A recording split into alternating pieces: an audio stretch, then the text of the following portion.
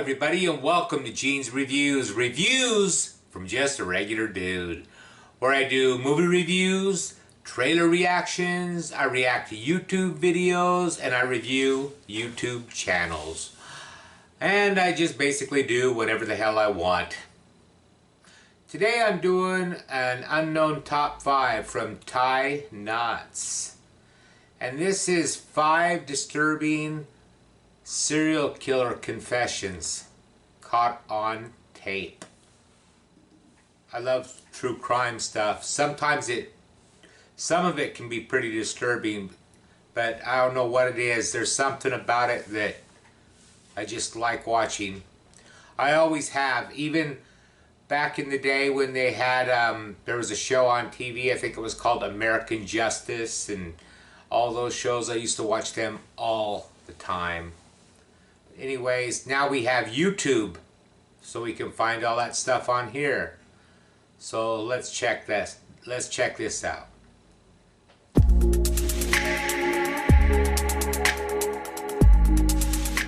What's going on, you guys? My name's Ty Knotts, and welcome to Top 5 Unknowns. 5 shocking death row confessions. Number 5. This first clip comes from a serial cop killer named Luis, who received the death penalty in early 2018 after he took the lives of 2 officers from the Sacramento area. When arrested and taken into court for his actions, Luis can be seen in the footage laughing, smiling, and bragging about his deeds, all taking place in front of the victims' families. He proceeded to shout profanity at lawyers, officers, and others throughout his court proceedings, and was eventually convicted on all charges. Take a look. So he gets off round. Boom, boom, boom, 3. A gut-wrenching account of a cop killer's rampage as the defendant unleashes an expletive-filled outburst. There was no need to promote it. Be silent. Be silent. Our cameras roll, capturing the chaos in the courtroom. I will break out soon, and I will kill more. As if the smiles and smirks coming from the accused cop killer's face weren't shocking enough. There was no need to promote it. Be silent. These outbursts from Luis Bracamontes stunned the courtroom as the 12 jurors now deciding his fate were ordered out by a judge, but not before Bracamontes admits his guilt and lack of any remorse. Ladies and gentlemen, please step out of the hall. What a piece of shit. Bracamontes, an undocumented immigrant, is accused of murdering Sacramento County Sheriff's Deputy Danny Oliver and then Placer County Sheriff's Detective Mike Davis Jr. during a crime spree that also included carjacking and other shooting victims in October of 2014. And there's blood everywhere. He's been hit. And he yells, "I'm hit, I'm hit, I'm hit." As the prosecution laid out the horrific details, Bracamontes laughed, a mental state his lawyers asked the judge to reevaluate. It was denied, and so were our requests to speak with the families of the victims, as well as Bracamontes. The defense, meanwhile, not denying its client killed both deputies, but do say he was high on methamphetamine at the time. So and did what? not know right from wrong. But today, Bracamontes warned the courtroom and our cameras that he would do it again. I will break out soon, and I will kill more. Okay, this might be unpopular comment, but I don't think a person like that, they should even bother. They should just execute him. That guy's an absolute unremorseful piece of shit. He's evil. Number 4.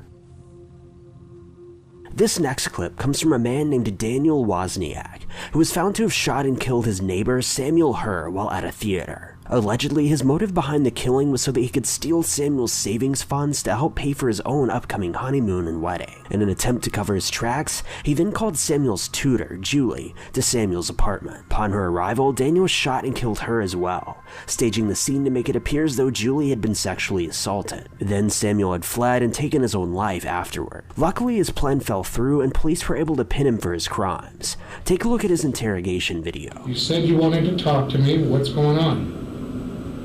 I'm crazy and I did it. You did what? I killed Julie and I killed Sam. Okay.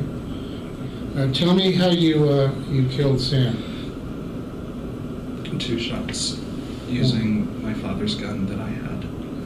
And your motive behind killing Sam was? Money and insanity. Money and insanity. Okay. Tell me about the Sam incident and what you did. I told him that I needed to move some stuff from the theater. I said, you need to bend down and help me lift this thing up. And when he bent down, I grabbed the gun. I never really fired the gun before, so I pulled it back and I shot him. Okay. Is there anything that you said to Julie prior to shooting her? No, I didn't. I got her in. I was downstairs in my apartment. I was still text messaging. That was Sam's phone you were using? Yes. Okay. Sam's phone. What sort of text messaging were you doing back and forth? I was saying, you need to come over tonight. You need to come over tonight. What did you say to Julie? Julie was wearing like a crown tiara. She had just come from her brother's. I had said like, Sam had just called me and he was going through some stuff. She said, yeah, me too. I said, well, I have a key. Let's go in. Number 3. Oh, the laugh he gave, I couldn't tell whether it was a laugh or a cry. I think it was a laugh. I think it was a put on to make himself look crazy. Just evil. Evil, evil, evil. This next clip involves a man named Dylan Roof, a white man who burst into an all-black Bible study and gunned down 9 of its members. Rather obviously, the attack was racially motivated, with Dylan eventually admitting his hatred for African Americans in an interrogation video. Dylan was later found guilty for his crimes and given the death penalty. Check out a clip from his questioning. I went to that church in Charleston, and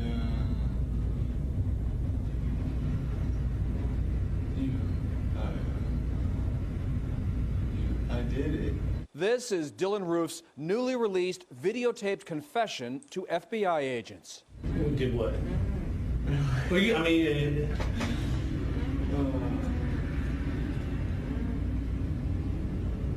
I know it's tough sometimes to say. It's not that I don't want to say it because I don't want to make myself seem guilty. I just don't really like saying it. For 2 hours, he calmly outlined the details of the church massacre. So did you shoot him? Yes. What kind of gun did you use? A Glock 45. Okay. Surveillance video shows lambs leading themselves to slaughter. Mother Emanuel parishioners arriving for Bible study in June of 2015. In walked Dylan Roof. His fanny pack carried a .45 Glock pistol and 7 magazines loaded with hollow point bullets. The agent later asked, "Why did you do it?" Roof said, "I had to do it because somebody had to. Blacks are raping and killing white people on the streets every day. What I did is still minuscule to what they're doing to white people every day." Roof guessed he had killed 5 people, but it was 9. His rampage had targeted Mother Emanuel as an historic black church. Once inside, he opened fire when the faithful rose and closed their eyes in prayer. Then he cautiously left the church. His right hand still held the pistol. Man, these people's way of thinking is really warped.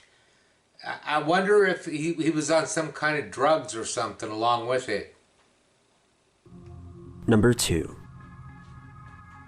A 34-year-old man named Ramiro Gonzalez was recently given the death penalty after he confessed to taking the life of a young woman named Bridget Townsend back in 2001. In his confession, he admitted to kidnapping Bridget from a drug dealer's home, driving her out to a secluded ranch, then sexually assaulting her and taking her life. Ramiro was finally executed for his crimes on August 10th, 2016, over 15 years after the incident took place. Take a look at an interview that happened just before his passing.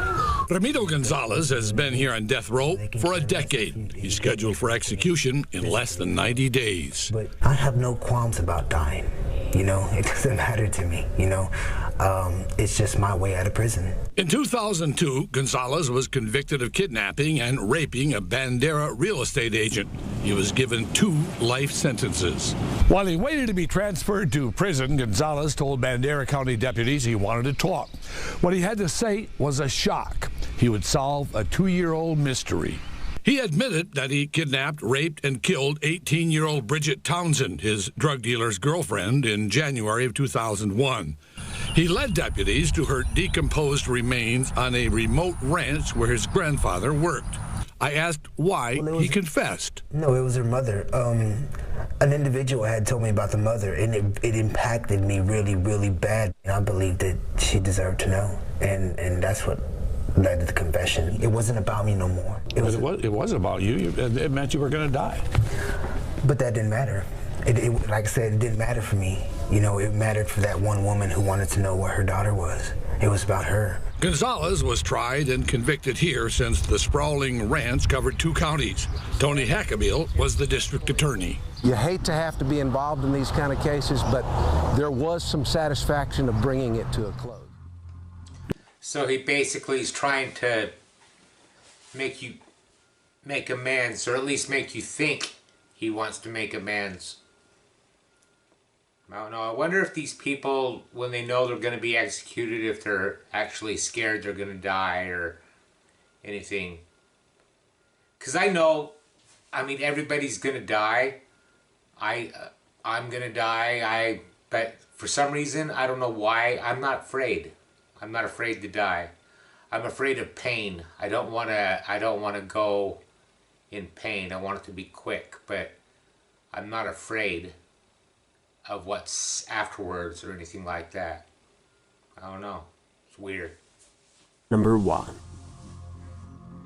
A death row inmate from Florida has recently requested that he be put to death by means of electric chair, rather than the standard method of lethal injection. The man requested this after being given the death penalty in 2011, following him taking the life of another inmate. He stated that he believes electrocution to be a much more humane way to die, as he has a severe fear of needles. And strangely enough, the state of Florida has no option but to honor his request and execute him with an electric chair. An outdated, rarely used Florida law gives death row inmates the right to choose their means of execution, and the state has no option but to honor these requests. While his execution date has not been set yet, it seems as though this inmate will be receiving his final dying wish. Take a look at a short clip in which he explained himself. Considered among the most dangerous inmates, I met with Wayne Doty in a small room at Florida's death row, his wrists shackled and security still watching his every move. An individual has the right to choose their own destiny. Then the Plant City man uttered what no Florida inmate. The person that he killed, did they have a right to choose their own destiny? I don't think he should get to pick. I think he should suffer. Has requested before. He wants to die by the electric chair. Bottom line is, at the end of the day, I'm the one that murdered the individual. Not you, not anybody else. So it's my life, it's my crime, it's my means of execution. Doty's flabbergasting claims he doesn't like needles. The former welder thinks electrocution is a more humane way to die. 2,300 volts of electricity straight through a person's brain will render you dead within seconds. The state doesn't agree, taking the electric chair. If he doesn't like needles, they should stick him with a whole bunch of them, just over and over and over. They're out of commission after the botched execution of triple murderer Alan Lee Tiny Davis back in 1999. Although we are locked up in prison, we still have our rights. A rarely used Florida law gives the state no choice but to honor Doty's request. Inmates have a one-time option of requesting their means of execution.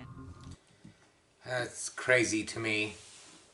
Yeah, like I was saying earlier, I'm not afraid to die. I think I used to be when I was younger and everything, but I'm more afraid of being the only one in my family left and everybody else being gone and me being alone. That's more scary to me than me dying. Maybe that's selfish.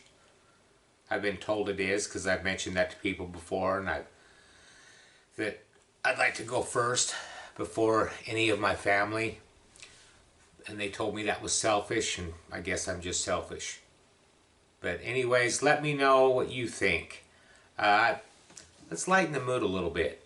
I have a joke, and this is another one that my sister sent me. Okay, it was, I was on a sofa next to my wife, who was eating and typing on her phone. I heard my phone ringing in the kitchen where I was charging it. I went in to check, and the text was from my wife. She wrote, "Bring the salt when you come back in." Smart woman, huh? Anyways, let me know what you thought of that. Like, subscribe, hashtag Mean Gene, and if you don't mind, share this video. If you like my videos, share them with everyone you know, and I will see you next time.